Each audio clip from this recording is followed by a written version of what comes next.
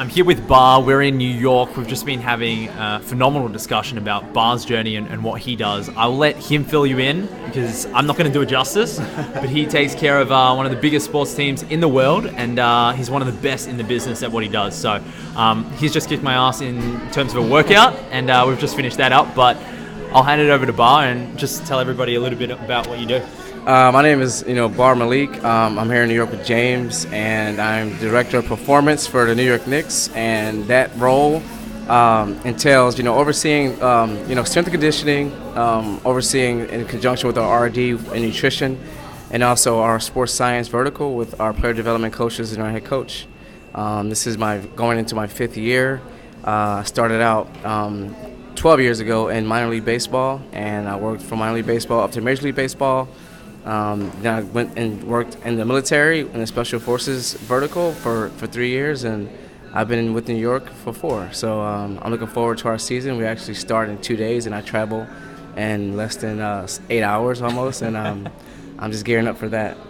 Awesome, man. So Bar was super humble with that, right? So the New York Knicks largely rely on everything Bar does in terms of tracking their performance and making sure it's super meticulous, super diligent.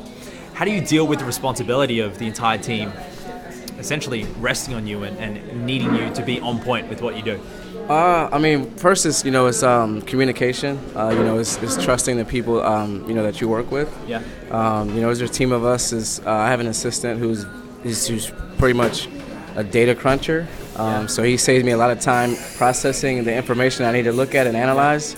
Then we have a team of sports medicine clinicians. We have a physical therapist, and our head coach. Our head coach is reliant on the information that we collect to determine our practice schedule, our travel schedule, and also the status of our players on a day-to-day basis. So for me, coming in this environment, it's a matter of just preparation. You have to study the environment. Basketball is very, very chaotic. And it isn't structured in a way that sports science or even data can really rely on the schedule. You have to figure out ways to get the players to actually flow into it. And that's the educational piece, and the only way you can get these guys to buy into the schedule and the planning is you have to be well versed, and you have to have equity in what you do, and you have to study, and you have to stay ahead of what the rest of the league believe is the right way. And that requires just a growth and being okay with being uncomfortable. So for me, I spent years, studying, physiology and biometrics, specifically for basketball. That has always been my goal. Coming out of college, there wasn't any other sport that I was enamored by. I just thought that these are anomaly athletes. They're 7 feet. They run 3.5 seconds down the court. They can jump 48 inches, and they can play for 2.5 hours. I was always intrigued. So for me to do the work to create a philosophy here in New York, which is trying to develop the entire player, which is physical, mental, and also just personal. It just requires me to just make sure I'm well versed into what biometrics from a sports science standpoint we feel are important. Examples are heart rate variability, cognitive function, and maybe some resting heart rate measurements. Physically, explosive strength, general strength, and personally is they're humans. They have families, they have other outside stressors that can impact their performance, and I have to be able to understand that and be able to come up with a system that works in our environment where everyone on board, key stakeholders, can believe in. Man, that's phenomenal. Like, you guys can see, Bar not only is the best in his field, but he lives and breathes this. And that's what we were talking about just before, and Bar kind of touched on it in terms of having equity in his knowledge base, right? He's had skin in the game for so long, and that's how he got so fantastic at what he does, and it's really just grinding through that growth mindset and being comfortable with being uncomfortable, which is fantastic. Awesome. So the last question is, if you could talk to yourself when you're first starting your journey, all the way back into minor league baseball, what would you tell yourself in terms of lessons based on everything you've learned now? The first thing is you don't know it all. You don't. Just when you think you know something, you don't know it. And you have to be okay with just not knowing everything.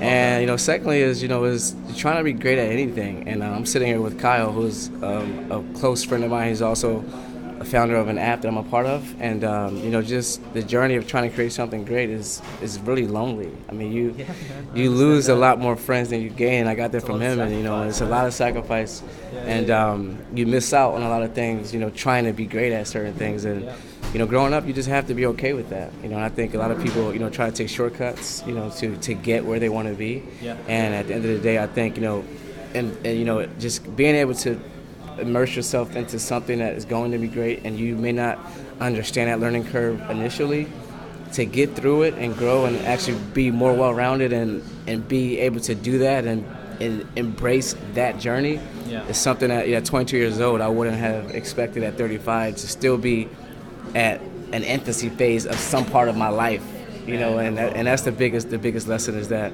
you're never too old to be a novel, to be an infant in a certain phase. And right now for me it's been that way, and I enjoy it and I embrace it, and I look forward to just continue to grow like that. Yeah, Bruce Lee, always maturing, right? Yeah, always. That's it. Always. So. Awesome. Where can everybody check you out if they want to learn a little bit more about you? I'm at Mubarak Malik on Instagram. I don't have Twitter. I do have Twitter as Barbell82, but I'm not very present. But I'm actually taking some notes from Kyle now about Instagram and being more social. So the best way to contact me is at Mubarak Malik on Instagram, and I'm always posting about working out. Mubarak Malik. And I'm always posting stuff about books that I read. It's midnight and we're just finishing a workout. Certain podcasts I listen to, different things I'm involved in, and just the journey. I'm always posting about the journey and different ways that people can lead or be inspired to live a high performance lifestyle. Man, I love it. Bar is personifies the growth mindset. Awesome guy, awesome trainer, and check him out. Thanks so much for your time, man. Thank you. Awesome.